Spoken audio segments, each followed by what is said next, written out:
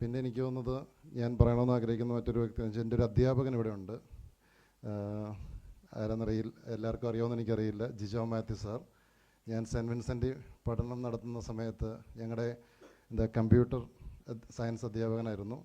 എനിക്ക് തോന്നുന്നത് 5-ലോ 6-ലോ ഉള്ള സമയത്തായിരിക്കണം ഏറ്റവും കൂടുതൽ താല്പര്യത്തോടെ പോയിരുന്നൊരു സ്ഥലമായിരുന്നു കമ്പ്യൂട്ടർ ലാബ്. കാരണം ജിജോ സാറെ ഞങ്ങൾക്ക് എന്തോ ഇതിന് ഗെയിമിൻ്റെ പേര് മറന്നുപോയി, അങ്ങനെയുള്ള ഗെയിമുകൾ വെച്ച് തരിക.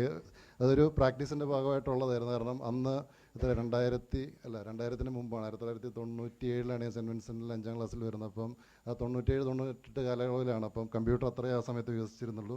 ചെറിയ ചെറിയ പഠനത്തോടൊപ്പം ഒരു അധ്യാപകൻ്റെ ചുമതല എന്ന് പറഞ്ഞാൽ കുട്ടികളെ അതിൽ ഇൻട്രസ്റ്റഡ് ആക്കുക എന്നുള്ളതാണ്. അപ്പോൾ എനിക്ക് തോന്നുന്നത് എല്ലാവർക്കും കൃത്യമായി ടേൺ തരുമായിരുന്നു, ഇത്ര മിനിറ്റ് അല്ലെങ്കിൽ ഒരു ഗെയിം.